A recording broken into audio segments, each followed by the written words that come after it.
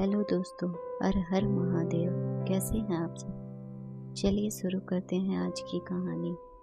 स्नेहा प्रसव पीड़ा से करा रही थी और नर्स उसे बार बार सांत्वना दे रही थी कि बस थोड़ी देर और सब ठीक हो जाएगा। स्नेहा को दर्द से छटपटाते देख स्नेहा के पति सुकेश नर्स से पूछता है, ऐसा कब तक और कितना टाइम? जवाब में नर्स कहती है, हैव पेशेंस, फर्स्ट बेबी है, ऐसा तो होता ही है। करीब 1 घंटे तक पत्नी की तकलीफ देखने और नर्स के हैव पेशेंस सुनने के बाद उससे रहा नहीं गया। चिल्लाते हुए नर्स से बोला, कितनी देर से आप मुझे हैव पेशेंस कह रही हैं? आपको दिखाई नहीं दे रहा मेरी वाइफ कब से दर्द से तड़प रही है और आप हैं कि?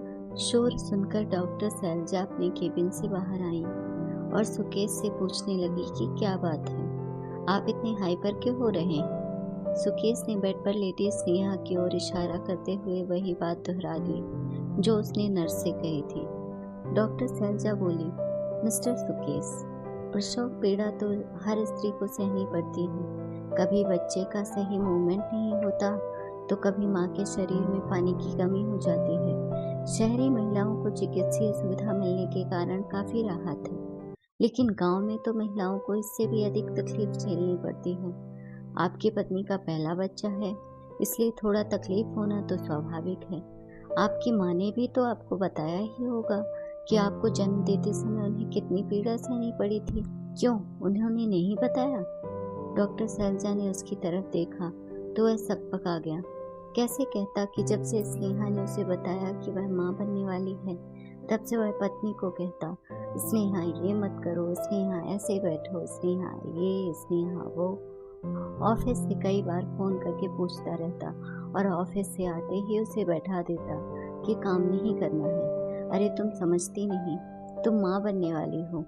बेटे का ऐसा व्यवहार देख उसकी माँ को हंसी भी आती थी और चिंता भी होती थी। 6ठे महीने के बाद तो उसने स्नेहा को बीमार ही बना दिया था, उसे बिस्तर से हिलने ही नहीं देता था। तब उसकी माँ ने उसे समझाते हुए कहा था, स्नेहा जितना चलेगी फिरेगी उतनी ही उसे डिलीवरी में तकलीफ कम होगी।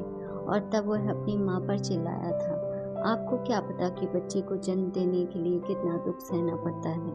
आप देख नहीं रहे हैं कि ये कितना धीरे धीरे चल रही है? एक बच्चे को अपने अंदर लेकर चलने में कितना दुख सहना पड़ता है? वह बोलता जा रहा था और उसकी माँ चुप सी हो गई थी। नहीं कह पाई कि हाँ, मैं कैसे जान पाती, क्योंकि तेरे पिता ने मुझे कभी इंसान समझा ही नहीं। जब तू मेरी कोख में था 3 महीने का, तब मैं पूरे 10 आदमियों की रोटियां अकेले बैठकर पकाती थी, और जब तू 7 महीने का था, मुझसे ज़्यादा देर तक बैठा नहीं जाता था। तब भी तेरी दादी मुझसे चक्की चलवाती थी। डिलीवरी के वक्त भी गांव की दाई से ही काम चला लिया था, और तेरे पैदा होने के 4 दिन के बाद ही फिर से कामों में जुट गई।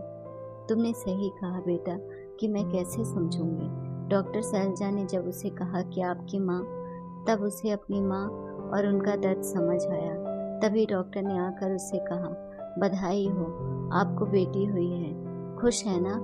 जी बहुत खुश हूँ, कहते हुए उसने माँ को फ़ोन लगाया और बोला, माँ आपके घर लक्ष्मी आई है, इसका पालन पोषण आपको वैसे ही करना है जैसे आपने मेरा किया था, क्योंकि आपसे अच्छी माँ तो कोई और हो ही नहीं सकती। कहते हुए उसका गला भर गया और बेटे की बात सुनकर उसकी माँ को लगा जैसे आज मेरी सारी पीड़ा खत्म हो गई। दोस्तों, अगर कहानी अच्छी लगे तो please like, share and subscribe कीजिए और कमेंट में ज़रूर बताइए कि कैसी लगी ये कहानी। और हाँ, चैनल को सब्सक्राइब करना ना भूलें।